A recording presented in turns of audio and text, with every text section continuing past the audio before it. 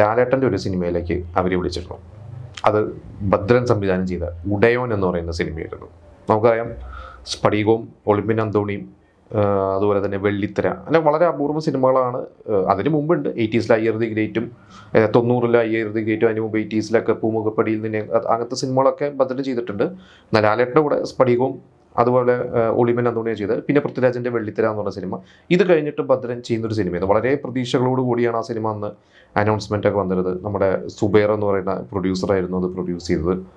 ഈ ഒരു സിനിമ 2006 റിലീസായത്. അപ്പോൾ ഇതിൻ്റെ ഒരു ഷൂട്ടും കാര്യങ്ങളും ഇതിൻ്റെ ഒരു കാര്യങ്ങളൊക്കെ നടക്കുന്നത് 2005.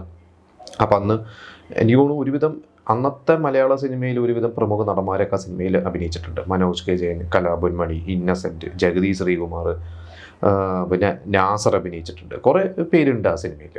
നമ്മുടെ താഴ്വാരത്തിൽ വില്ലൻ അദ്ദേഹം ആ സിനിമയിൽ അഭിനയിച്ചിട്ടുണ്ട്. പക്ഷെ ആ സിനിമ പരാജയമായിരുന്നു. നമുക്കറിയാം തിയേറ്ററിൽ അന്നത് നിർമ്മാതാവിന് ലാഭം കിട്ടിയിട്ടുണ്ടോ എന്നുള്ളത് അറിയില്ല, കാരണം നല്ല ഇനീഷ്യൽ പുള്ളൊക്കെ ഉണ്ടായിരുന്നു. അപ്പോൾ അന്ന് ആ സിനിമയുടെ അനൗൺസ്മെൻറ്റ് സമയത്ത് മോഹൻലാലിൻ്റെ സിനിമയിൽ മലയാളത്തിൽ ജ്യോതിക അഭിനയിക്കുന്നു എന്ന് പറയുന്നായിരുന്നു അന്നത്തെ ഒരു അനൗൺസ്മെൻറ്റൊക്കെ. അന്നത്തെ മാഗസീൻസിലൊക്കെ അതൊക്കെ ഒരു വാർത്തയൊക്കെ ആദ്യം വന്നിട്ടുണ്ട്.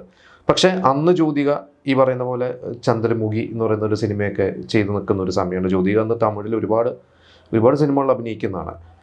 അപ്പോൾ ജ്യോതികയുടെ ഡേറ്റിൻ്റെ ചില പ്രശ്നം കാരണമാണ് ലയ എന്ന് പറയുന്ന നടി, അവർ തൊമ്മനും മക്കളും സിനിമയിൽ നമ്മൾ കണ്ടിട്ടുണ്ട്. പിന്നെ ആലീസ് ഇൻ വണ്ടർലാൻഡ് എന്ന് പറഞ്ഞ സിനിമയിൽ ജയറാമിൻ്റെ നായികയായിട്ട് കണ്ടിട്ട് അങ്ങനെ അവരാണ് ആ ഒരു സിനിമ ചെയ്തത്. പക്ഷേ ആ സിനിമ അധികം ശ്രദ്ധിക്കപ്പെട്ടില്ല എന്ന് തന്നെ പറയാം ശരിക്കും.